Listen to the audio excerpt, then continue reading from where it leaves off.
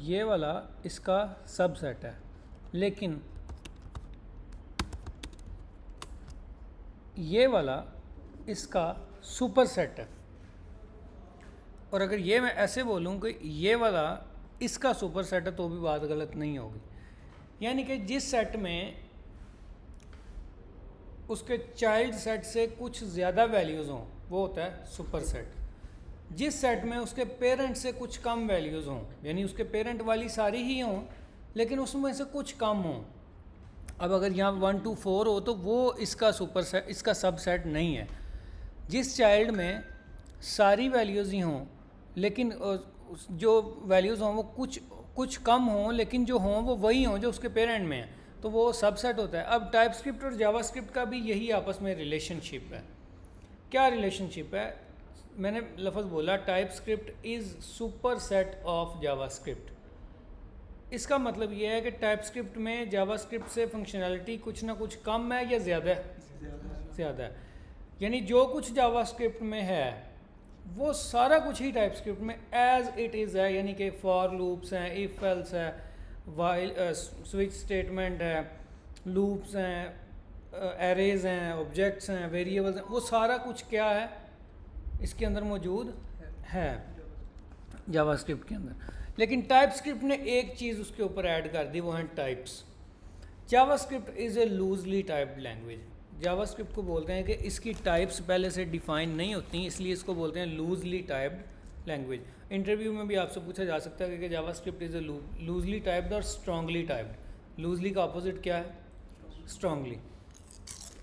तो आपने क्या बताना? लेकिन उसकी इस लूजनेस की वजह से ना कई मसाइल पैदा होते हैं। क्या मसला पैदा होता है? हमारे कोड के अंदर बग्स ज़्यादा आते हैं। बग या एरर, ये डिफरेंट किस्में हैं। जब आपका सॉफ्टवेयर एज एक्सपेक्टेड बिहेव ना करे तो वो बग कहलाता है। हम चाहते हैं लॉगिन के बटन पे क्लिक हो तो लॉगिन यूज़र होना चाहिए यूज़र को, लेकिन वो लॉगिन की रिक्वेस्ट ही ना भेजे तो ये क्या है? एक बग है।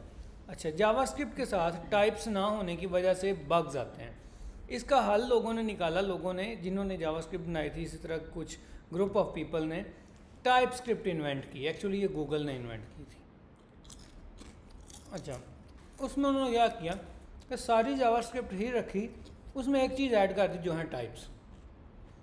जो लोग C++ के बैकग्राउंड से हैं, जावा के बैकग्राउंड से हैं, या जिनको थोड़ा बहुत पता है उसका, वो जानते हैं कि वहाँ पर जब वेरिएबल डिफाइन करते हैं साथ बताते हैं कि ये किस टाइप का है। स्ट्रिंग टाइप का है कि बुल नंबर है, बुल ये नहीं, ये क्या है। जावास्क्रिप्ट में हम सिर्फ कॉन्स्ट, लेट और वार के साथ वेरिएबल बनाते थे, चाहे उसमें नंबर फेंकें चाहे उसमें स्ट्रिंग फेंकें, कोई हमें रोकता नहीं था। ठीक है, लेकिन टाइपस्क्रिप्ट ने आके वही पुरानी याद हमें दिला दी कि नहीं भाई पहले डिफ़ाइन करके चलो इसमें रखना क्या है, ताकि आगे जाके तुम्हें कोई इसमें मसला पेश ना आए, बग्स ना आए। जावा और C++ भी फिर वो स्ट्रांगली टाइप, वो भी स्ट्रांगली टाइप लैंग्वेजेज है। पाइथन भी लूजली टाइप्ड है, जावास्क्रिप्ट भी लूजली टाइप्ड है। अच्छा, एक ग्लोबली मैं पैकेज इंस्टॉल करने लगा हूँ टाइपस्क्रिप्ट के नाम से। ये डैश जी क्या करता है? ग्लोबल से मुराद पूरे दुनिया में नहीं, इस पूरे कंप्यूटर में, पूरे एनवायरनमेंट में वो इंस्टॉल कर देगा।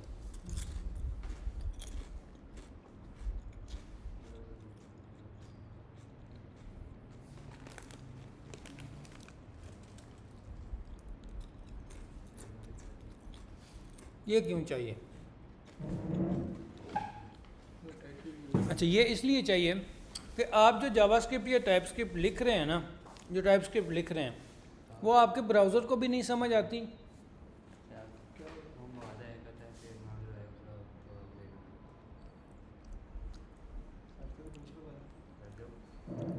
मर्जी का, अब आपको मुझे क्या पता। बोलो अकेला हूँ कि सर को साथ ले यार, हिसाब लगाओ 33 मिनट हो गए हैं। एक तो वो लेट आया, ठीक है, ऊपर से अब आपको भी चाह रहा है कि आप भी आधा घंटा जो है, अब 10 मिनट जाने के 10 आने के 20 मिनट लग जाने हैं कि नहीं? ठीक है, जाओ, मुझे नहीं। अच्छा यार, पढ़ क्या रहे थे? टाइपस्क्रिप्ट क्यों इंस्टॉल करना पड़ा?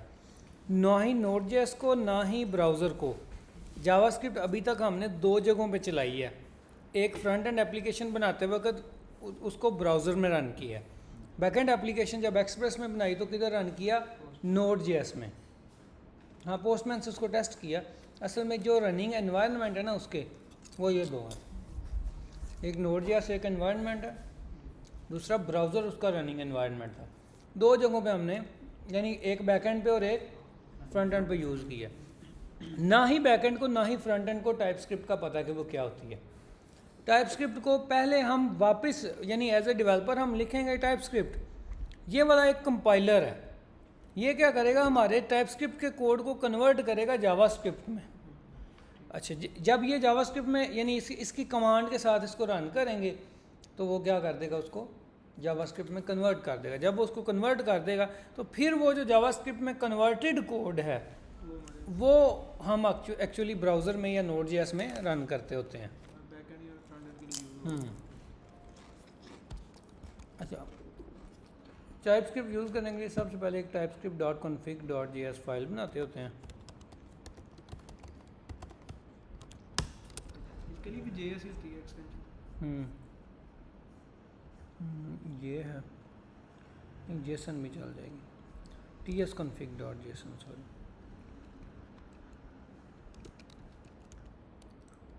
tsconfig.json। अच्छा, इसके अंदर कुछ हमें यानी कि पहले से कुछ ऑप्शंस जो हैं वो डिफ़ाइन करके रखने हैं कि जिस कंपाइलर से हमने कंपाइल करना है ना, उसको हमने बताया टारगेट है ES 2022। अच्छा, ये क्या है? ES क्या होता है पता है आपको? ECMAScript ऐसे करके। हाँ, पढ़ा है हमने वो जब जावास्क्रिप्ट पढ़ रहे थे तब। ECMAScript।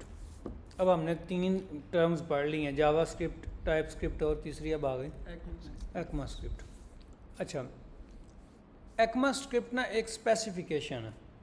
वो इसका क्या मतलब है? स्पेसिफिकेशन है क्या? स्पेसिफिकेशन ऐसे समझ लें, आप होटल पे लेट से काम करते हैं तो एक होटल का निज़ाम कैसे चलाया जाए, सफाई सुथराई का इंतज़ाम कैसे रखा जाए, PFA वालों ने, पंजाब फूड अथॉरिटी वालों ने आपके लिए एक स्पेसिफिकेशन जारी की हुई है कि आप इन स्टैंडर्ड्स पे रहेंगे तो आपका होटल क्या होगा, यानी कि कामयाब होगा, या हम उसको अलाउ करेंगे, हम उसको चलान नहीं उसका करेंगे या उसको सील नहीं करेंगे।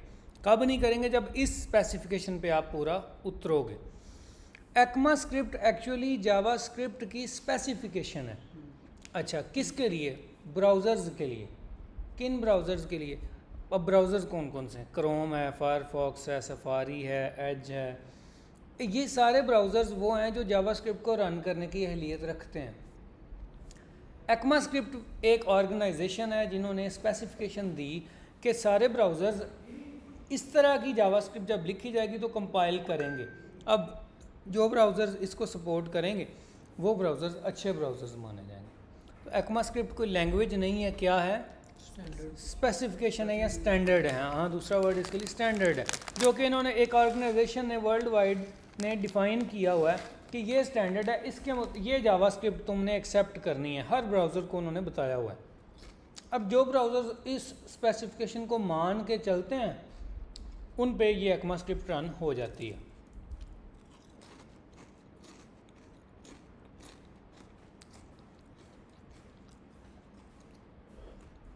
अच्छा, यहाँ पे लिखने का क्या मकसद है? अब ECMAScript के डिफरेंट वर्जन हैं, उस स्पेसिफिकेशन में विद टाइम चेंजेस आते रहते हैं। कैसे? आज PFA ने कोई नई रिसर्च लेट से की है, या दुनिया में वर्ल्ड हेल्थ ऑर्गेनाइजेशन ने कोई नई रिसर्च की है कि नहीं, फूड इस तरह नहीं, इस तरह बेटर है कि उसको संभाला जाए। उन्होंने फिर क्या करना है? अपने उस कानून में तब्दीली कर देनी है। इसी तरह दुनिया में रिसर्च आज तक बंद नहीं हुई। हर साल कुछ ना कुछ ECMAScript की स्पेसिफिकेशन में नया आता रहता है। हर लैंग्वेज में इवन कुछ ना कुछ नया आता रहता है। C++ में आता रहता है, जावा में आता रहता है, पाइथन में आता रहता है। इसी तरह जावास्क्रिप्ट में जो आता है वो इसमें डिफ़ाइन किया जाता है, ES में। ES स्पेसिफिकेशन में वो डिफ़ाइन कर दिया जाता है कि ये एक नई चीज़ हम जावास्क्रिप्ट में डाल रहे हैं। हम चाहते हैं कि जब हमारी टाइपस्क्रिप्ट कंपाइल हो तो वो किस ES के वर्जन के मुताबिक हो, ये बताया गया इस लाइन में। यानी सारी तमहीर का मकसद इस लाइन में पूरा हो जाता है। इस टारगेट ES6 2022 का मकसद ये है कि जब हमारी टाइपस्क्रिप्ट कंपाइल होकर किस में कन्वर्ट हो, जावास्क्रिप्ट में, तो जावास्क्रिप्ट के किस स्टैंडर्ड में कन्वर्ट हो, 2022 वाली ECMA स्क्रिप्ट के स्टैंडर्ड के मुताबिक, क्योंकि अभी तक स्टेबल यही है। मैं भी इसके बाद वो नेट से सर्च करना पड़ेगा। जैसे इसे टाइपस्क्रिप्ट में लिखते हैं तो वो हमारे पास स्ट्रॉन्गली टाइप्ड हो जाता है, तो जब ये इसे कन्वर्ट करता है तो फिर वो कैसे हैंडल करता है वेरिएबल्स को। अच्छा, फिर जब हम एज ए डेवलपर वो गलतियाँ टाइपस्क्रिप्ट ने हमसे छीन ली, उसने हमें वो गलतियाँ नहीं करने दी जो हम जावास्क्रिप्ट में करने वाले थे, तो जब उसने वापस जावास्क्रिप्ट में कन्वर्ट किया ना, तो उन गलतियों का इदराक हम पहले ही डेवलपर के तौर पर कर चुके हैं। अब ये कंपाइलर की जिम्मेदारी है कि वो सेफली उस टाइप्ड लैंग्वेज को लूजली टाइप्ड लैंग्वेज में सेफली कन्वर्ट करे। यानी कि डेवलपर की जिम्मेदारी सिर्फ यहाँ तक है कि उसने अच्छी टाइपस्क्रिप्ट लिखनी है। कन्वर्जन ही तो इस कंपाइलर का काम है, सेफली कन्वर्जन ही तो इस कंपाइलर का काम है।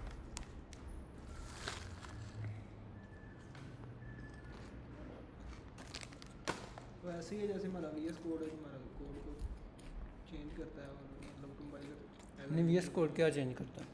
हमारा जो वो सिर्फ रन ही करता है। नहीं रन वो तो ये कोड एडिटर है एक। VS कोड एक कोड एडिटर है जिसमें अपना कोड एडिट कर सकते हैं, लिख सकते हैं। टाइपस्क्रिप्ट एक कंपाइलर है। तो वैसे ही है ना जैसे हमारा C++ का भी कोड हमारा कंपाइल हाँ, वो उधर डेव C++ एक होता था, वो कंपाइल करके क्या करता था, वो मशीन कोड में कन्वर्ट करता था, क्योंकि हमारे कंप्यूटर को समझ आती है मशीन कोड, लेकिन हमारे ब्राउज़र्स को समझ आती है जावास्क्रिप्ट की, इसीलिए हमने टाइपस्क्रिप्ट से उसको किस में कन्वर्ट कर दिया, जावास्क्रिप्ट में। अच्छा, आगे ऑप्शन है मॉड्यूल कॉमन JS। अभी तक हमने दो तरह के इंपोर्ट और एक्सपोर्ट देखे हैं, एक इंपोर्ट और एक रिक्वायर, दो तरीके देखे हैं, याद है। नेस्ट में हम इंपोर्ट यूज़ कर रहे थे पिछली क्लास में, उससे पहले हम रिक्वायर यूज़ कर रहे थे, और रिएक्ट में भी हम इंपोर्ट यूज़ कर रहे थे, ठीक है। अब ये जो सिंपल मॉड्यूल इंपोर्ट वाला ना, वो कॉमन JS कहलाता है, जो हम इधर एक्सप्रेस में यूज़ करते हैं। तो हमने बोला भी इसका मॉड्यूल ये रखना। इसी तरह स्ट्रिक्ट बता दिया। अब ये स्ट्रिक्ट में ना कुछ 3-4 चीज़ें आ जाती हैं, ये जब करेंगे तो पता चलेगा कि टाइपस्क्रिप्ट स्ट्रिक्ट हो। अगर इसको फॉल्स कर देंगे तो टाइपस्क्रिप्ट का मकसद ही फौत हो जाएगा। लेट्स से हम टाइप कोई डिफ़ाइन ही नहीं करते तो वो जावास्क्रिप्ट ही है, खैर। अच्छा, इसके बाद आती है आउट डायरेक्टरी, एक्चुअली ./dist। अच्छा, इसका क्या मकसद है? इसका मतलब ये है कि जब तुम टाइपस्क्रिप्ट का कोड कंपाइल कर लो तो किस डायरेक्टरी में फेंकना उस कोड को, उसका नाम हमने क्या रख दिया, डिस्ट। डिस्ट्रीब्यूशन से, यानी शॉर्ट उसका डिस्ट हो गया। अच्छा, जो हम पढ़ने लगे हैं, तो ये सर वो कैसे करेगा, मतलब .dist हमारे पास डायरेक्टरी अपने आप बना देगा? अपने आप बना देगा। अच्छा, यहाँ पे एक बनाते हैं src की डायरेक्टरी, और उसमें हम अपना कोड करते हैं index.ts, अभी एक फाइल बनाते हैं। अच्छा, अब डिफरेंसेस आ जाते हैं। लेट्स एक वेरिएबल है, यहाँ पे नेम, एज और एक्टिव। नेम रख लेते हैं जी, नेम है जी जैन। अच्छा, ये सेम कोड अगर मैं जावास्क्रिप्ट फाइल में लिखूं तो ये रेड लाइन जो आ रही है ये नहीं आएगी, आएगी? नहीं आएगी। यहाँ पे क्या कह रहा है, कैन नॉट रीडिक्लेयर वेरिएबल नेम, ये क्या कर रहे हो, एक मिनट। अच्छा, इधर भी नहीं आ रही। इसमें ना अब मैं टाइप डिफाइन कर सकता हूँ, ये मुझे खुद से सजेस्ट कर रहा है। जावास्क्रिप्ट में अगर मैं इसी को लिखता तो वो तरीका ये था, ऐसे, और टाइपस्क्रिप्ट में लिखा है तो वो मैंने टाइप यहाँ पे डिफ़ाइन कर दी। अब मैं यहाँ पे लेट्स से फुल नेम की वैल्यू मैं चेंज करना चाहता हूँ, मैं कोई नंबर देने की कोशिश करता हूँ, गलती की ना। अच्छा, अब मुझे इसने ना उधर ही मेरा हाथ पकड़ लिया, उधर ही रोक दिया। अच्छा, क्या बोला, अकेले ही आ गए हो फिर?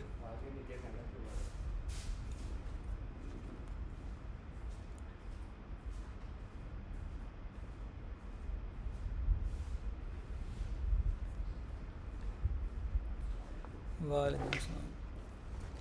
यार बड़े चौधरी आदमी हो आप।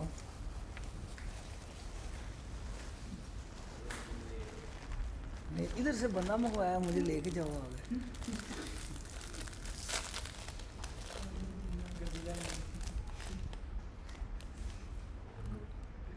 लो वाह भाई वाह वाह भाई वाह, क्या बात है। वालेकुम सलाम वालेकुम सलाम।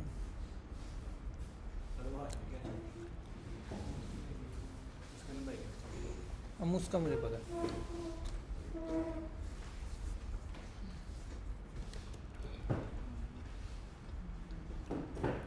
अब मैं आपको क्या पढ़ाऊँ, हम तो बहुत आगे चले गए हैं।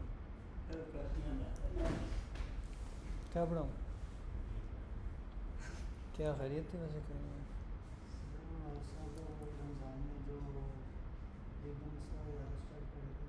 उसके बाद में उनके नाम से अपनी डिग्री हो गई थी। अच्छा।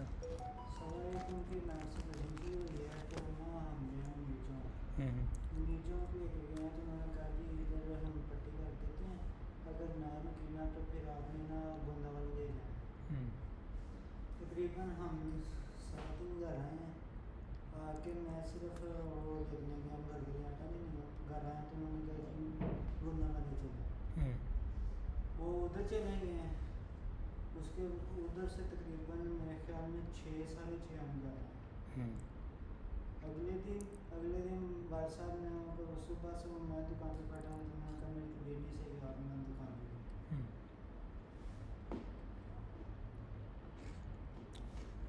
नहीं तो फिर मतलब क्या उनको डायग्नोज क्या हुआ? वो कह रहे हैं कि उसके अंदर ना मेडिसिन के अंदर खून पतले करने वाली दवाइयाँ होती हैं, उसकी वजह से ये शुरू हुई।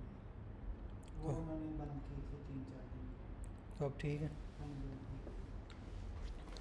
अच्छा अभी हम टाइपस्क्रिप्ट पढ़ रहे हैं, वो फिर आप कवर कर लेना। हमने एक्सप्रेस ख़त्म कर ली हुई है, नेस्ट एक पिछली क्लास ली थी, लेकिन हमें फील हुआ कि पहले हम टाइपस्क्रिप्ट कवर कर लें फिर हम नेस्ट पढ़ेंगे।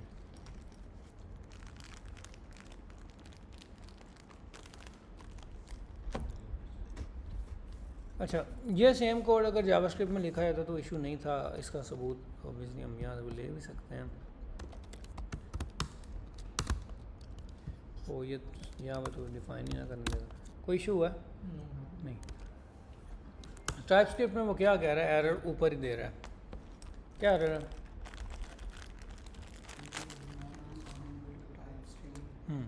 कि हमने तो टाइप डिफाइन कर दिया, अब कह रहा है तुमने ऊपर बताया मुझे कि इसकी टाइप स्ट्रिंग है, अब क्यों उसको नंबर असाइन कर रहे हैं। इसी तरह मैं एज लेट से डिफाइन करता हूँ। एज, अब एज की टाइप क्या है? नंबर। एज मैं ऐसे करता हूँ तो क्या क्या हो रहा है, क्या ये क्या, ये तो मैं कर ही नहीं रहा डिक्लेयर।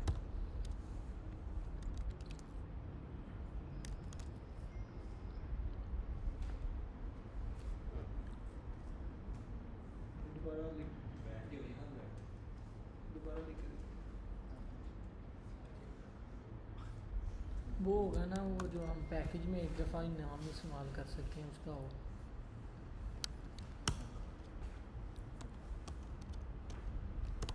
अच्छा, नाम और एज को अगर मैं ऐसे 50 लिखूँगा तो वो मुझे नहीं लिखने देगा। क्या एरर आएगा?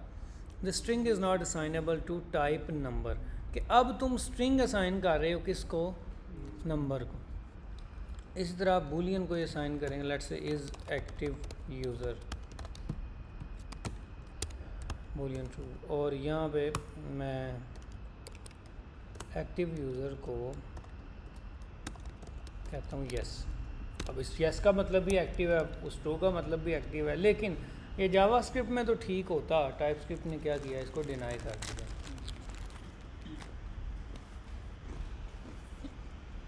इसको बोलते हैं एक्सप्लिसिट टाइपिंग।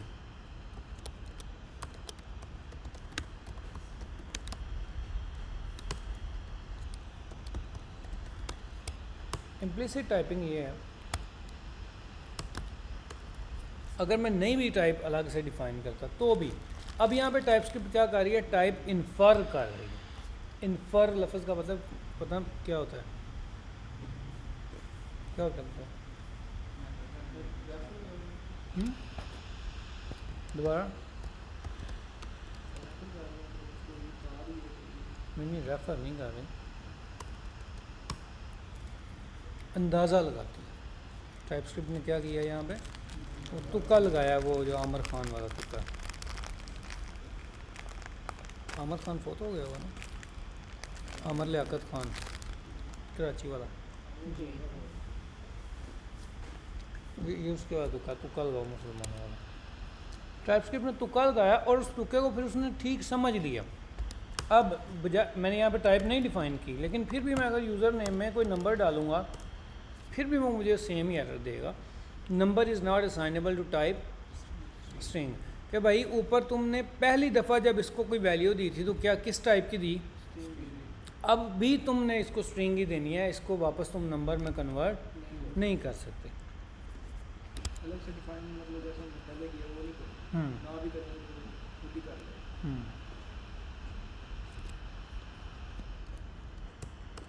अच्छा, फिर एक टाइप होती है एनी।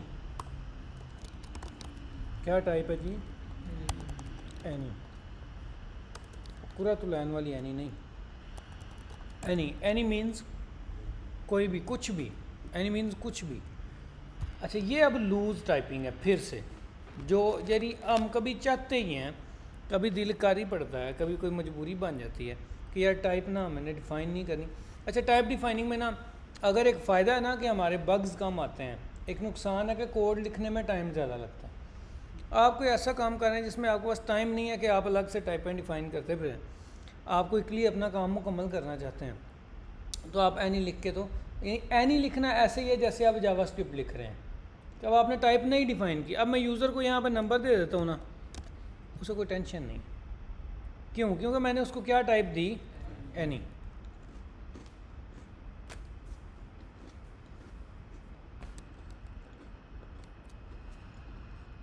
एक और टाइप है,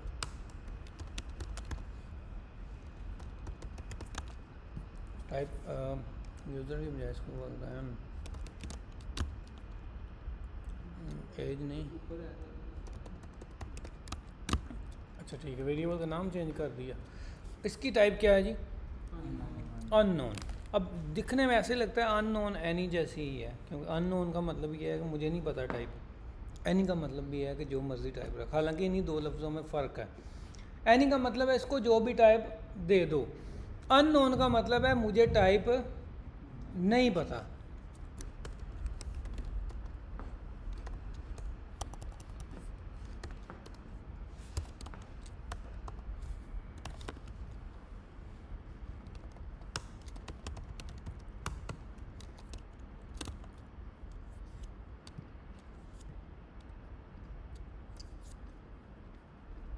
अच्छा, इसको हमने कंसोल करवाते हैं अननोन का।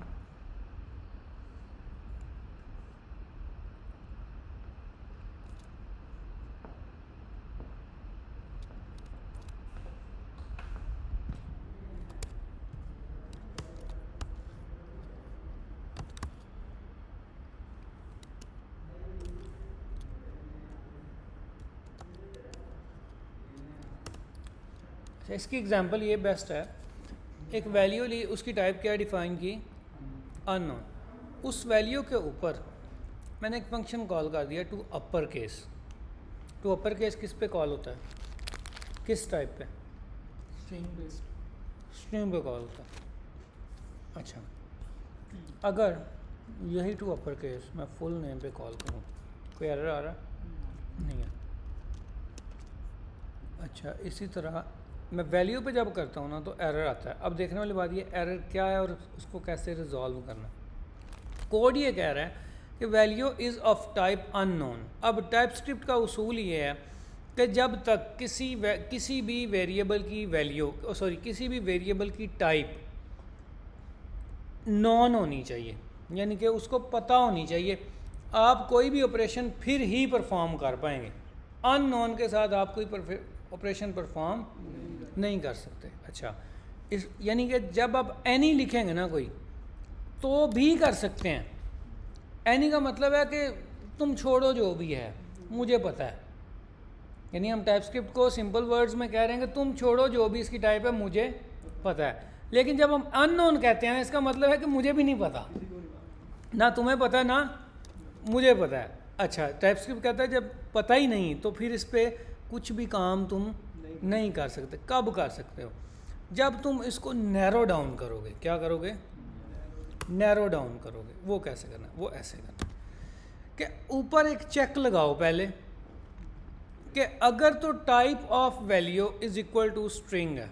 ये टाइप ऑफ स्ट्रक्ट का पता होगा आपको कि ये किसी भी यानी ये जावास्क्रिप्ट में भी काम करता है टाइप चेक करने के लिए कि एरे है, ऑब्जेक्ट है, स्ट्रिंग है, नंबर है, बूलियन है, ये क्या, नल है, ये क्या है। यहाँ पे पहले चेक करो, यानी कि इसको कहते हैं नैरोइंग डाउन। ये क्या हो रहा है? नैरोइंग डाउन हो रहा है कि हम अब टाइपस्क्रिप्ट को कह रहे हैं कि अच्छा यार इतने परेशान ना हो, कि पहले चेक कर लेते हैं अगर इसकी टाइप ये हुई तो फिर जो है तुम ये वाला इस पे काम कर देना।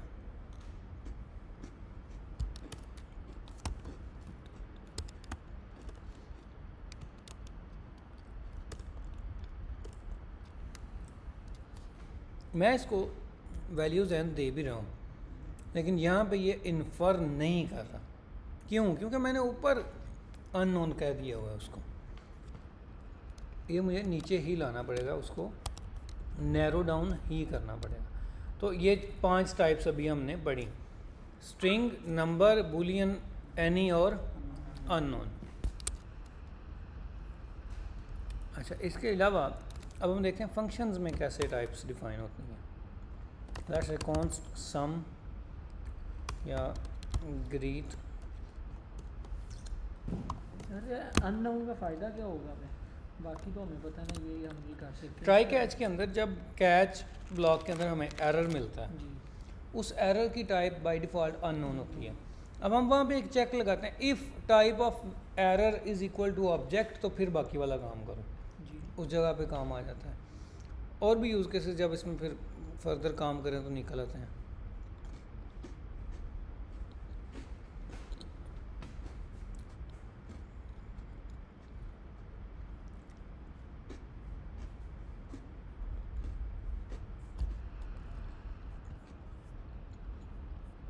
अच्छा, एक फंक्शन है ग्रीट और यहाँ पे आ जाता है मैसेज। और मैं कंसोल करवाना चाहता हूँ वो मेरा मैसेज। ठीक है, टाइपस्क्रिप्ट में पैरामीटर्स की भी टाइप्स होती हैं। जैसे कि इस मैसेज की मैं टाइप डिफाइन कर रहा हूँ क्या, और यहाँ पर मैं कहता हूँ टाइम्स नंबर। अब मैं चाहता हूँ कि मैं कितनी दफ़ा ये वाला मैसेज प्रिंट करवाऊँ कंसोल पे, ये मैंने यूज़र से पूछा है। तो मैं एक लूप लगा लेता हूँ, फॉर लूप आई टाइम्स। अच्छा, इसको अगर आप रीड करें तो मैंने लिखा है, क्या लिखा है जी बताओ ज़रा सिंपल वर्ड्स में। उर्दू में ट्रांसलेट करो लाइन 23 से लाइन 25 तक। उर्दू में बताना है, नहीं मुजम्मिल ने। ऐसे ऐसे लगे आप पैराग्राफ यानी एक सेंटेंस बोल रहे हो आप।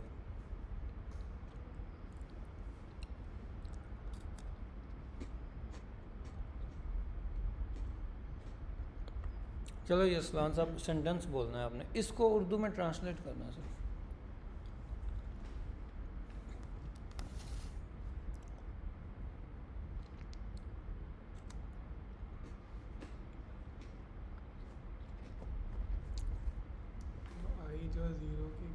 नहीं, पूरा सेंटेंस मुझे बताओ, ऐसे जैसे उर्दू में बोलते बात करते होते हैं।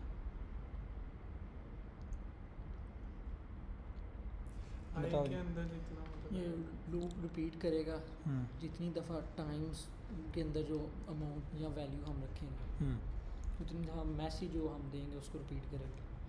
ठीक है, जब तक हमारी आई की वैल्यू टाइम से छोटी है तब तक मैसेज प्रिंट अगर मैं 4 लिखता हूँ तो 4 टाइम्स। एक और बात, जब हमने लेटर रखा, लेटर आएगी तो हमने स्ट्रिंग इसे बताया नहीं।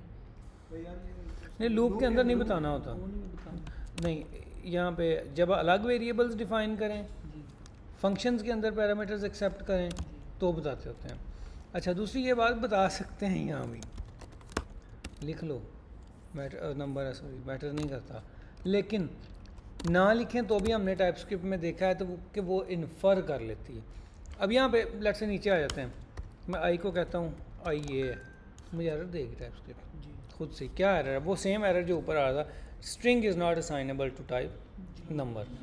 कि भाई मुझे पता चल गया यहीं से, इसकी पहली डेफिनेशन से मुझे पता चल गया। क्या पता चला है? आई की टाइप क्या होनी है? नंबर। तो तुम नीचे स्ट्रिंग इसको नहीं दे सकते, यानी कि टाइप डिफाइंड है लेकिन इम्प्लिसिट है। जी इम्प्लिसिट और एक्सप्लिसिट लफ्ज़ का पता है ना?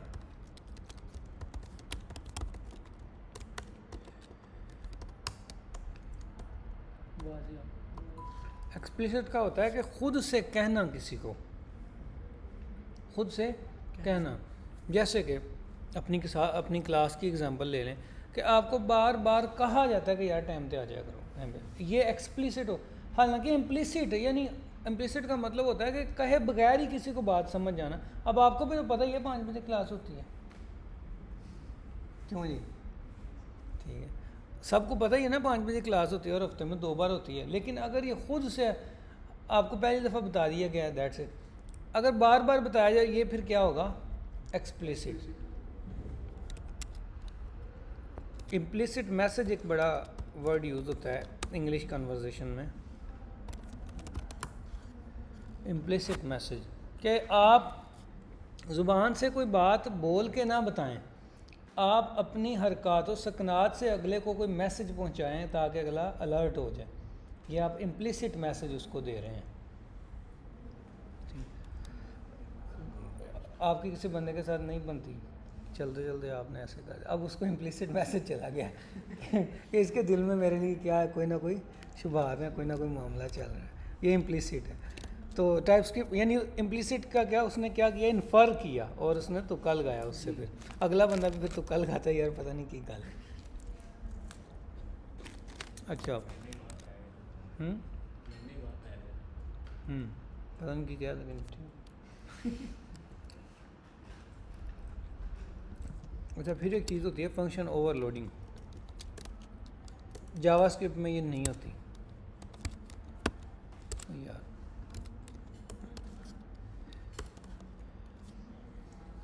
जावास्क्रिप्ट में ओवरलोडिंग क्यों नहीं होती? ओवरलोडिंग होती क्या है? पहले नंबर पे ये सवाल है।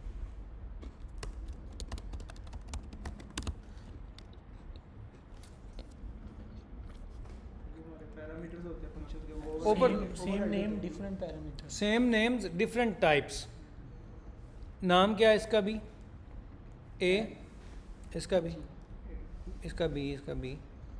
और इसकी टाइप क्या है पहले वाले की? इसकी स्ट्रिंग, इसकी नंबर, इसकी स्ट्रिंग। अच्छा, हम चाहते हैं ऐड का एक फंक्शन हो, उसे या तो दोनों नंबर्स पास किए जाएं या दोनों स्ट्रिंग्स पास की जाएं। उसका काम क्या है कि दोनों को प्लस करे और रिटर्न कर दे। जी अच्छा, ऐसे अगर हम जावास्क्रिप्ट में लिखना हो तो हम क्या करते हैं? हम एक फंक्शन बनाते, हम उसको बोलते भाई हमारे पास ओवरलोडिंग के वाले मामलात नहीं है, मैं सादी सी लैंग्वेज हूँ, तो ऐड स्ट्रिंग का एक अलग से बनाओ और ऐड नंबर्स का एक अलग से बनाओ। ठीक है, और यहाँ पे भी ए आता, यहाँ पे भी बी आता, यहाँ पे भी ए आता और यहाँ पे भी बी आता। हम यहाँ पे भी क्या करते हैं? ए प्लस बी, और यहाँ पे भी क्या करते हैं? ए प्लस बी। यानी कोड क्या हुआ? अंदर वाला कोड जो है वो क्या हुआ? डुप्लीकेट हुआ। ये तो अभी तो रिटर्न ए प्लस बी है। अगर ये कोड लेट से 20 लाइन्स ऑफ कोड तक पहुँचता है, कोई लॉजिक आप ऐसे लिखते हैं, इसके अंदर बिजनेस लॉजिक लिखते हैं, एक्चुअल सॉफ्टवेयर बना रहे हैं, क्योंकि ये तो लर्निंग पर्पज़ के लिए छोटी छोटी एग्जांपल्स होती हैं ना। आप इसके अंदर ज़्यादा लाइंस ऑफ कोड लिखते हैं तो वो कोड रिपीट करना बेहतर नहीं है, बल्कि आप उसकी टाइप्स की बुनियाद पे फंक्शन के अंदर डिसीजंस ले सकते हैं। तो इसको ऐसे मैं बंद। अब अगर ऐड 5 और 10 लिखूँगा तो भी ये वैलिड है, और ऐसे लिखूँगा हेलो वर्ल्ड तो भी ये क्या है, Well, वैलिड है। इनवैलिड कब है? अगर मैं यहाँ पे ट्रू लिखता हूँ, यहाँ पे 1 लिखता हूँ, अब सेकंड वाला उसने एक्सेप्ट कर लिया, उसको एरर नहीं दिया।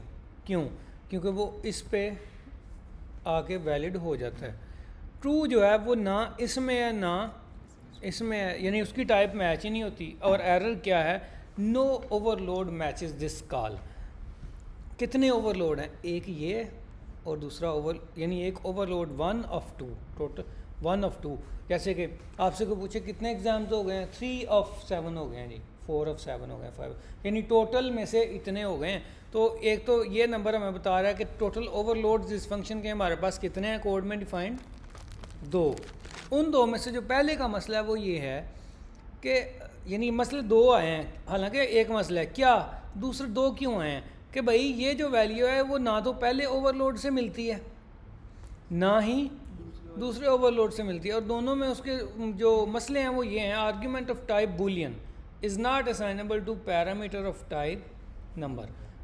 जो आप आर्ग्यूमेंट दे रहे हैं, अच्छा इससे एक और बड़ी प्यारी चीज़ पता चलती है कि इधर जब हम वैल्यू पास करते हैं इसको आर्ग्यूमेंट कहते हैं, और जब एक्सेप्ट करते हैं उसको क्या कहते हैं,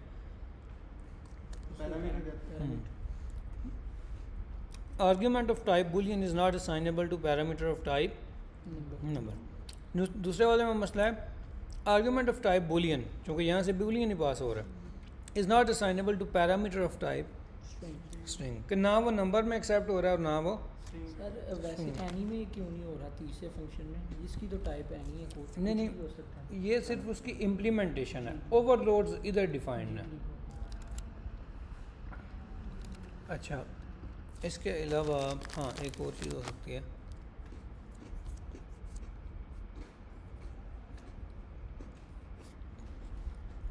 किसी फंक्शन की रिटर्न टाइप अगर एरो फंक्शन है या कोई भी, जहाँ पे ये उसके पैरामीटर्स वाली ब्रैकेट्स ख़त्म होनी है ना, उसके बाद डबल कॉलन लगा के डिफ़ाइन होनी है। जी ये फंक्शन क्या रिटर्न करता है ये बताएगा अरसलान। अरसलान मियाँ रिटर्न क्या होता है पहले तो ये बताओ।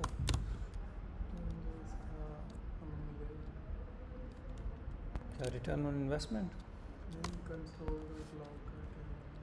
वो रिटर्न है।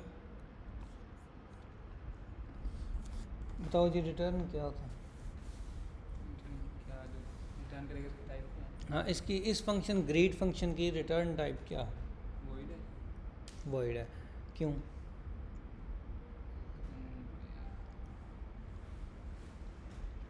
क्योंकि इसमें रिटर्न स्टेटमेंट ही नहीं है। ये फंक्शन यहाँ से शुरू होता है यहाँ पे एंड होता है। इसमें मुझे बताएं रिटर्न लिखा हुआ है कहीं पे? नहीं लिखा हुआ। इट मीन्स कि ये रिटर्न कुछ नहीं करता, जो वैल्यूज़ आप इसको पास करते हैं उनके ऊपर कुछ प्रोसेसिंग करता है, रिटर्न कुछ भी नहीं करता। ये फंक्शन रिटर्न भी करता है। मे भी हम इधर कंसोल लगाएं तो इसका मतलब है कि ये इन पे कुछ ऑपरेशंस भी परफॉर्म करता है और एंड पे रिटर्न ज़रूर करता है। तो इसमें हमने बता दिया कि अगर तुम नंबर टाइप्स पास करोगे तो रिटर्न टाइप क्या होगी, अगर स्ट्रिंग्स पास करोगे तो रिटर्न में क्या मिलेगा, स्ट्रिंग्स। और यहाँ पे हम बता रहे हैं कि रिटर्न कुछ नहीं है तो उसमें हम क्या लिखते हैं फिर, रिटर्न वॉइड। लेकिन लिखने का तरीका यही है कि जहाँ पे पैरामीटर्स वाली ब्रैकेट एंड होनी है उसके बाद डबल कॉलन, और जो टाइप आपने रिटर्न करवानी है वो टाइप आप यहाँ पे लिख देंगे तो इस तरह फंक्शन की बॉडी कंप्लीट हो जाएगी। उसके पैरामीटर्स की भी टाइप्स डिफाइन हो जाएंगी और उस फंक्शन की रिटर्न टाइप भी डिफाइन हो जाएगी। अब मैं इसके ऊपर करूँ ना, इसको कहते हैं यानी इसका सिग्नेचर है ये फंक्शन का। क्या सिग्नेचर है कि मैसेज और टाइम्स, मैसेज स्ट्रिंग में टाइम नंबर में लेता है और रिटर्न ये क्या करता है, वॉइड। ये सिग्नेचर है इस मैसेज का। इसके ऊपर होवर करें तो उसका सिग्नेचर हमें मिल जाता है। सिग्नेचर जी अगर हम console.log की जगह हम लोग रिटर्न मैसेज कर दें तो फिर हमारी वो वाइड की जगह हमारा वो उसकी स्ट्रिंग टाइप हो जाएगी स्ट्रिंग, यानी कि हमारा मैसेज स्ट्रिंग में आ रहा है तो वो फिर हमारा ये जो फंक्शन है वो रिटर्न करेगा वैल्यू स्ट्रिंग। अब ऐसे कर लें, कॉन्स्ट मैसेजेस एक एरे बना लें, ठीक है, और यहाँ पर मैसेजेस के अंदर ना पुश करवाते जाएं। मैसेजेस डॉट पुश क्या ये सेम मैसेज तो नहीं बार बार करवाते हम। लेट्स से ये बैकटिक्स और यहाँ पे डॉलर साइन, यहाँ पर एक और बैकटिक्स डॉलर साइन के साथ आई और दरम्यान में स्पेस डाल दें। अच्छा, अब क्या होगा, इंडेक्स स्पेस जो भी मैसेज है वो रिपीट होता जाएगा। इंडेक्स के आगे चलें, डबल कॉलन लगा लें, 1 ये मैसेज, 2 ये मैसेज, 3 ये मैसेज, और एंड पे रिटर्न करवा दें मैसेजेस। अब एरर आ गया रिटर्न के ऊपर, क्या एरर है पढ़ें। स्ट्रिंग नहीं, array of string is not assignable to type wide, कि भाई तुम रिटर्न ये करवा रहे हो लेकिन जो यहाँ पे डिफाइंड है वो तो वाइड है। ये एरर कैसे भेजना है, यानी इसको ख़त्म कैसे करना है कि जो वो कह रहा है ना उसकी बात मान लो कि ये स्ट्रिंग की जो एरे है इसको यहाँ पे प्लेस करो और वो एरर चला जाएगा। अच्छा, इससे अब अगर जावास्क्रिप्ट होती, एक कोड हमने लिखा हुआ जो ग्रीट का फंक्शन कॉल करता है, लेट्स से रिएक्ट किया अब हम बना रहे हैं किसी और फाइल में लिखा हुआ, और हम आए हैं हम कोई और काम करने लगे, ग्रीट में हमने चेंज कर दी। अब वो जिस दूसरे डेवलपर ने वो कोड लिखा हुआ था ना, उसने तो ये एक्सपेक्ट किया हुआ था कि ग्रीट कुछ भी रिटर्न नहीं करता, यहाँ पे ग्रीट साहब रिटर्न करने लग गए हैं। और जब आप एप्लीकेशन लाइव करते हैं, उसको चलाते हैं तो कोई एरर भी नहीं आता, ना VS कोड कोई एरर देता है। अब वहाँ पे मामला फंस जाता है और वहाँ पे बग्स जनरेट होते हैं। यहाँ पे आपने चेंज किया जैसे ही तो आपको पता चल गया, वो इंडिकेशन आ गई, यार मैंने तो यहाँ वाइड लिखा हुआ है। अब इसका मतलब है कि जिसने इसको कॉल किया हुआ ना, मुझे वहाँ भी अपडेट करना है इसको, वरना मेरी एप्लीकेशन ख़राब हो जाएगी, वरना इसमें बग्स आ जाएंगे। तो टाइप्सक्रिप्ट फिर इस तरह, यानी कि समझ लें कि आप खुद के इर्द गिर्द खुद ही एक दायरा बिल्ड करते हैं जो कि आपको उस दायरे से बाहर नहीं जाने देता, ताकि आप गलतियाँ कम करें। जो लॉजिकल एरर आते हैं उनको अवॉइड, हाँ, उनको अवॉइड करने के लिए फंक्शंस पढ़ लीजिए, ऑब्जेक्ट्स। अच्छा जी, अब ना टाइप नाम से ना एक स्ट्रक्ट है, कंस्ट्रक्ट नहीं, इसका नाम होता है स्ट्रक्ट, यानी कि हाँ स्ट्रक्ट का एक्चुअली स्ट्रक्चर का ही शॉर्ट फॉर्म है कि अब वाइल, डू वाइल, इफ, ये सारे स्ट्रक्ट्स होते हैं। लेकिन इन स्ट्रक्ट्स की आगे फिर टाइप्स होते हैं, कुछ कंडीशनल, कुछ लूपिंग के स्ट्रक्चर्स होते हैं। फिर ये एक टाइपिंग का स्ट्रक्ट है। हम यहाँ पे एक टाइप डिफाइन करते हैं यूज़र के नाम से, यानी कि एक ऑब्जेक्ट हमने बनाना है नीचे यूज़र का, लेकिन उस यूज़र की टाइप पहले ही डिफ़ाइन कर देते हैं कि भाई जो यूज़र का ऑब्जेक्ट मैंने बनाना है वो किस टाइप का होगा, ताकि उसमें मैं रद्दोबदल ना करूं कल को।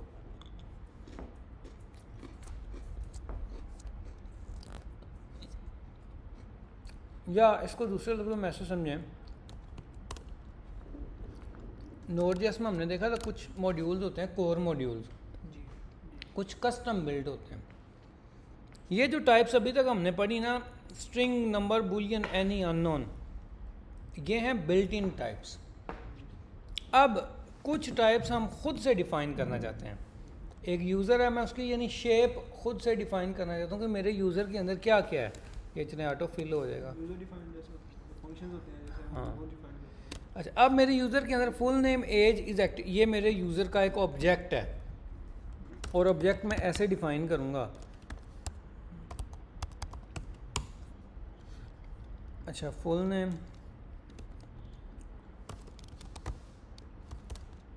एज, अच्छा ये मेरे पास वो यूज़र ऊपर डिफाइंड है कहीं, हाँ ये,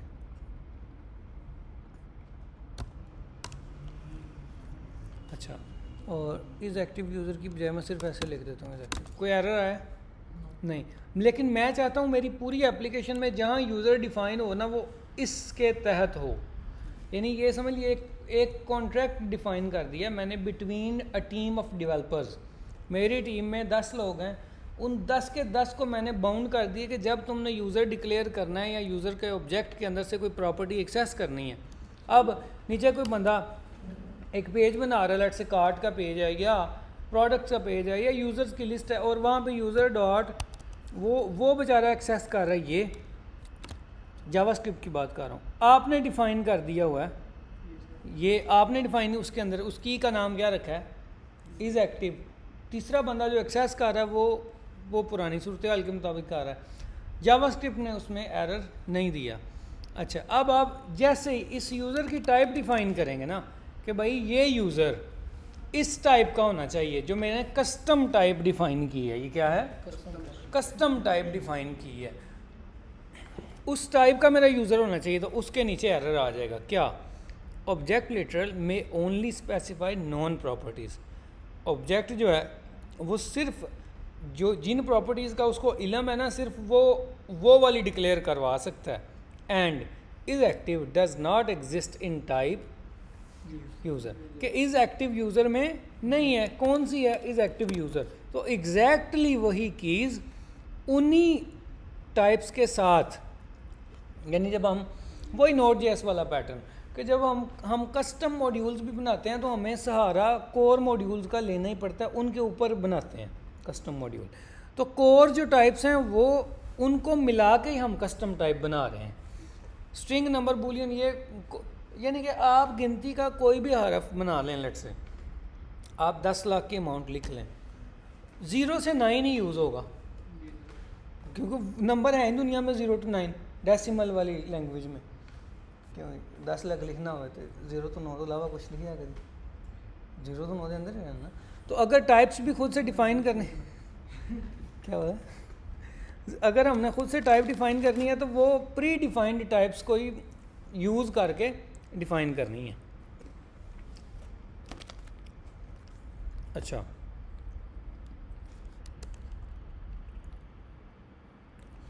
ये ऑब्जेक्ट की डेफिनेशन, ये टाइप इस तरह से होगी।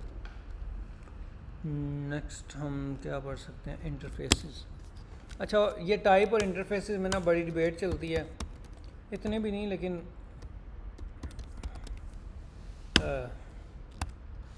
इनमें ना टाइपस्क्रिप्ट की कम्युनिटी में कि यार टाइप यूज़ करनी चाहिए कि इंटरफेस यूज़ करना चाहिए, ये दोनों ही सेम।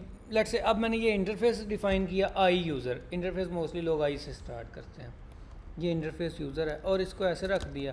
अब वो टाइप नहीं यूज़ हो रही, क्या यूज़ हो रहा है, इंटरफेस, और वो सेम ही काम करेगा। मैं ऐसे करूँगा तो वो सेम ही एरर आएगा जी, ठीक है।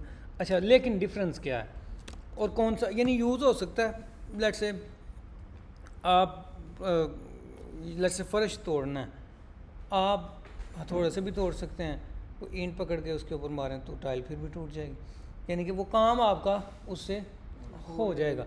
आपने इधर आना है, आप इलेक्ट्रिक बाइक पे आ जाएं या पेट्रोल बाइक पे आ जाएं, इलेक्ट्रिक व्हीकल पे आ जाएं या पेट्रोल, पहुंच आप जाएंगे, ठीक है।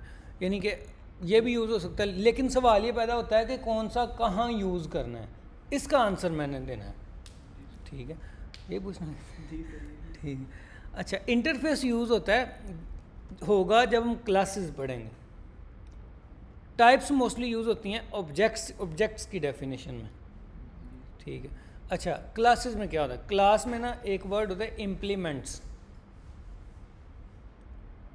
यानी अभी वो पढ़ेंगे तो फिर, लेकिन उसमें एक वर्ड क्या होता है, इम्प्लीमेंट्स, कि ये वाला इंटरफेस वो क्लास इम्प्लीमेंट करती है। तो जो फंक्शंस के नाम मैंने इसमें रखे होंगे वही फंक्शंस के नाम उस क्लास को अपने अंदर डिफ़ाइन करने हैं, वरना वो क्लास वैलिड नहीं होगी। यानी इंटरफेस तब यूज़ होता है और ऑब्जेक्ट्स में मोस्टली टाइप्स यूज़ करनी चाहिए। तो हमें अब यहाँ पे एथिकली यूज़र यूज़ करना चाहिए आई यूज़र की बजाय। इंटरफेस को रिवाइज कर लेंगे हम। अच्छा, अब यहाँ पर ऐसे करते हैं, एक ना और भी चीज़ हो सकती है, इसको टाइप यूज़र आईडी की टाइप होनी चाहिए, या तो स्ट्रिंग में हो या नंबर में हो। अब यहाँ पर इंटरेस्टिंग चीज़ है ये चीज़ कि मैं यूज़र की आईडी दे रहा हूँ, यहाँ पे क्या कर रहा हूँ, यूज़र को आईडी दे रहा हूँ, और मैं क्या कहता हूँ वो क्या हो, किस टाइप की हो, यूज़र आईडी टाइप की हो, और यूज़र आईडी की वैल्यू मैंने क्या रखी, स्ट्रिंग, और इसको बोलते हैं या और ये क्या है, और ये यूनियन भी कहलाता है। ये क्या है, यूनियन। अब ये सेट्स वाले कॉन्सेप्ट फिर आ गए हैं ना, 1 2 और 3 4 इनका यूनियन लें तो क्या आता है, 1 2 एंड 3 4, वो इकट्ठा बन जाएगा। तो यहाँ ये क्या है, इसका यूनियन हो गया। यूनियन इंग्लिश का वर्ड है, वापडा यूनियन, लॉयर्स यूनियन। तो क्या होता है, अक्सर कुछ लोग जब इकट्ठे हो जाएं तो वो क्या बन जाती है, एक यूनियन। तो ये भी तो कुछ टाइप्स इकट्ठी हुई हैं तो क्या बन गया, यूनियन। अच्छा, अब मैंने टाइप में डिफ़ाइन कर दिया, टाइप स्क्रिप्ट ने मुझे कहाँ एरर देना शुरू किया, गौर करें। यूज़र में क्या एरर होगा कि भाई तुमने आईडी नहीं डिफ़ाइन की। वो कह रहा है property ID is missing in this type but required in user, कि जो तुम ऑब्जेक्ट डिफ़ाइन कर रहे हो ना उसमें आईडी नहीं है लेकिन रिक्वायर्ड है यूज़र में। तो मुझे क्या करना पड़ेगा, आईडी डिफ़ाइन करनी पड़ेगी। अगर मैं 1 लिखूँगा तो भी अब वैलिड है, अगर स्ट्रिंग के साथ 1 लिखूँगा तो भी, बूलियन लिखूँगा तो नहीं वैलिड। अच्छा, अब यहाँ पे ना फंक्शन में एक और चीज़ डालते हैं, क्वेश्चन मार्क। क्या मैंने डाला, क्वेश्चन मार्क। गौर करना है आपने, इधर ऊपर जो आया था क्वेश्चन मार्क था, हटा देता हूँ। टाइम्स के ऊपर ओवर करता हूँ, क्या आ रहा है, नंबर। क्वेश्चन मार्क डाला, अब क्या आ रहा है, नहीं, नंबर या अनडिफाइंड। यानी कि ग्रीट को कॉल करते वक्त आप मैसेज देंगे टाइम्स बताएं या ना बताएं। मसला यहाँ पे आ गया, वो कह रहा है टाइम इज़ पॉसिबल अनडिफाइंड। जब टाइम अनडिफाइंड है तो तुम इस कंपैरिजन में उसको यूज़ नहीं कर सकते। तो मुझे क्या करना है, इफ़, हाँ जी, यहाँ पे इफ़ लगाना है, वही नैरो डाउन करना। अगर times is equal to undefined तो टाइम्स को 1 रख दो। उससे क्या होगा कि एक दफ़ा चलेगा, मेरा काम चल जाएगा। अच्छा, इसका दूसरा तरीका क्या था, यहाँ पे ही मैं डिफ़ाइन कर देता। इसका भी तरीका क्या था, टाइप टाइम्स, और इसको सारे को उठाता है यहाँ से यहाँ पे। यानी मुख्तलिफ तरीके हैं करने के।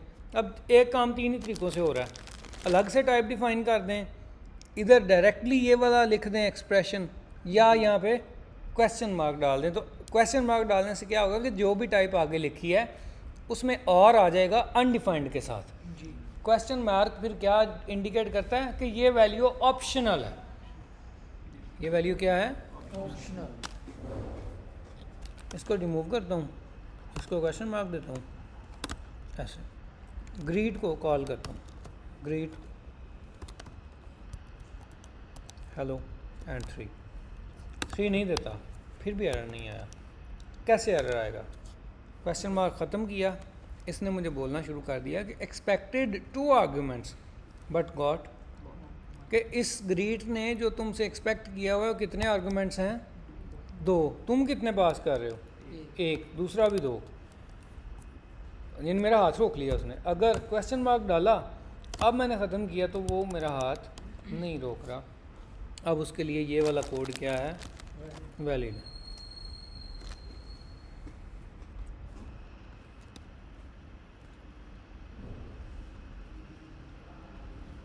अच्छा, क्वेश्चन मार्क वहाँ पे हमने पढ़ लिया। ओके, एक और चीज़, ये भी इंटरेस्टिंग चीज़, बजाय इसके कि हम यहाँ पे 1 लिखें, इफ़ लिखें, अगर टाइम अनडिफाइंड है तो उसकी वैल्यू क्या सेट कर दो, 1। फंक्शंस में डिफ़ॉल्ट पैरामीटर्स भी होते हैं। क्या होते हैं जी, डिफ़ॉल्ट पैरामीटर। इक्वल टू लगा के मैं 1 लिख देता हूँ और यहाँ पे मुझे क्वेश्चन मार्क हटाना पड़ेगा। वो अब एरर देगा, क्या, parameter can not have question mark and initializer. क्या आप इन्हें इनिशियलाइज़र भी दे दिया और क्वेश्चन मार्क भी, ऐसे नहीं हो सकता। ऐसे कर लो कि अगर टाइम्स, अब ये मैं ख़त्म कर देता हूँ, और ग्रीट मैंने एक ही आर्गूमेंट के साथ कॉल किया हुआ है, कोई एरर आ रहा है, नहीं। क्यों वैलिड है ये, कि अगर टाइम्स नहीं पास होता तो उसकी डिफ़ॉल्ट वैल्यू पिक हो जाती है, which is 1।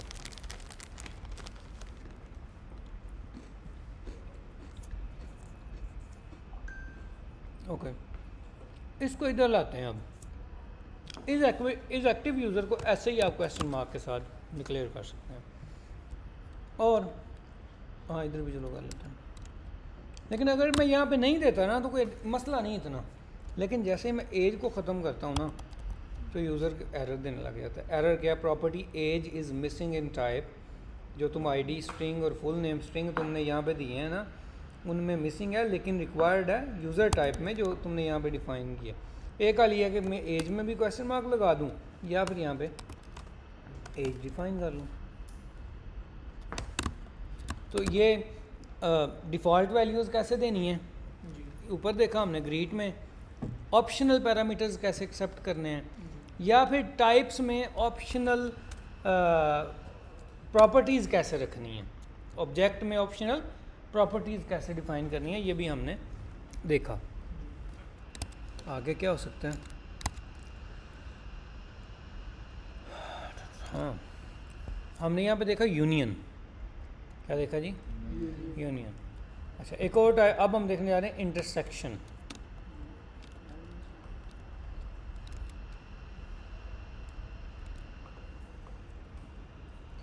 User and address.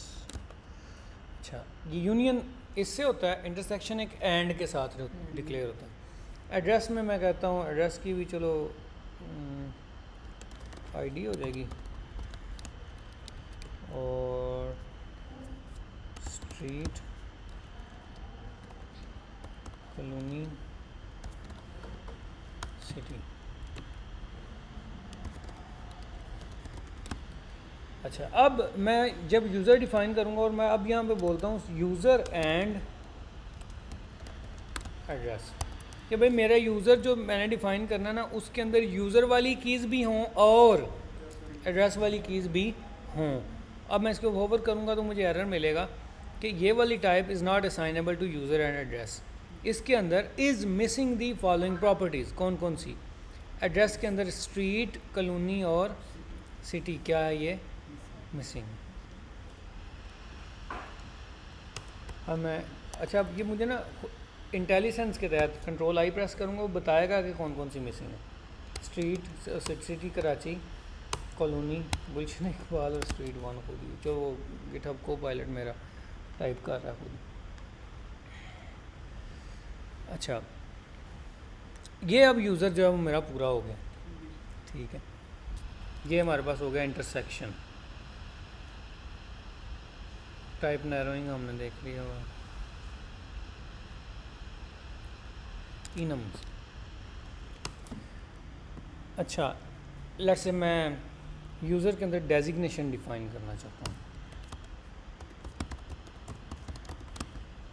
क्या है जी?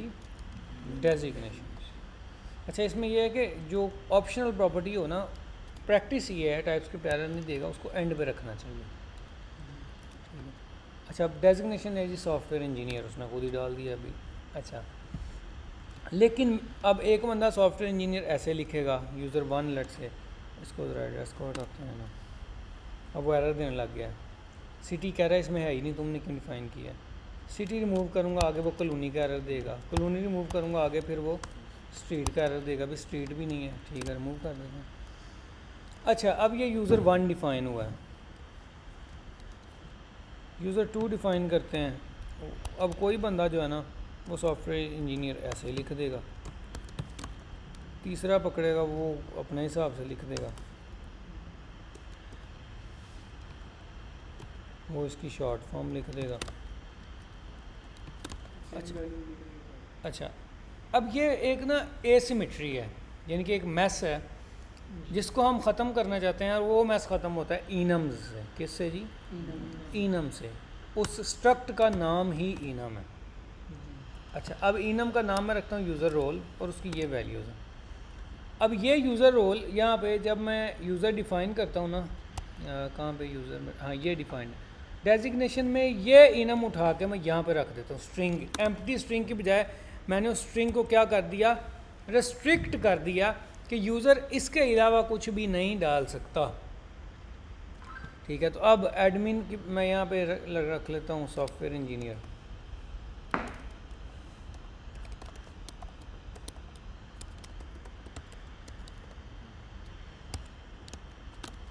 अब ये, अच्छा, अब जहाँ भी मुझे यूज़ करना है ना सॉफ्टवेयर इंजीनियर, तो मैं सिंपली क्या करूँगा, इस सब को मैं इकट्ठे सेलेक्ट करता हूँ, नहीं इस तरह, user role dot software engineer,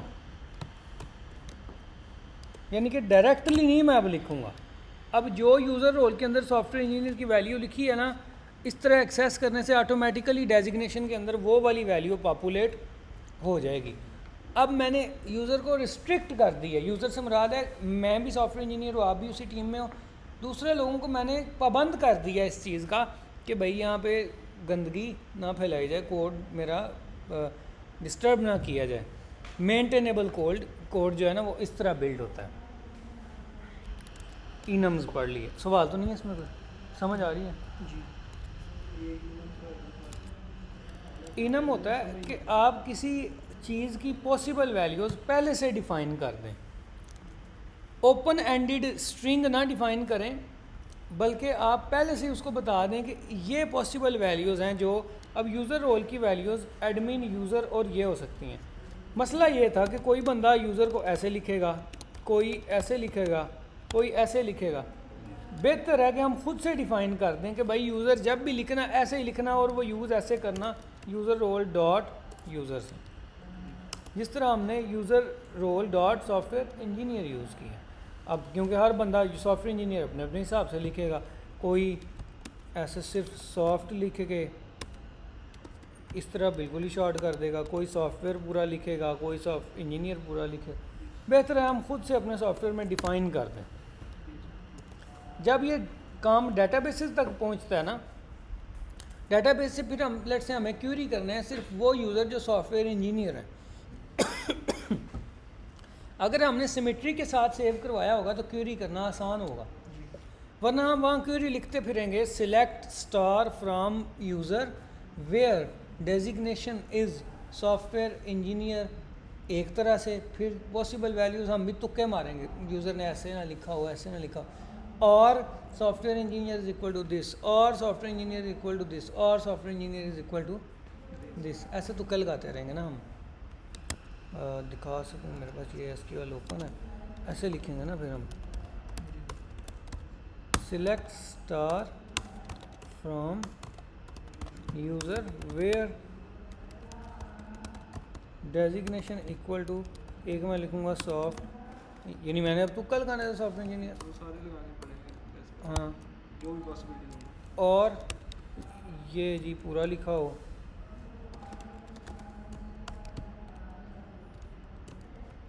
और सॉफ्टवेयर ऐसे लिखा।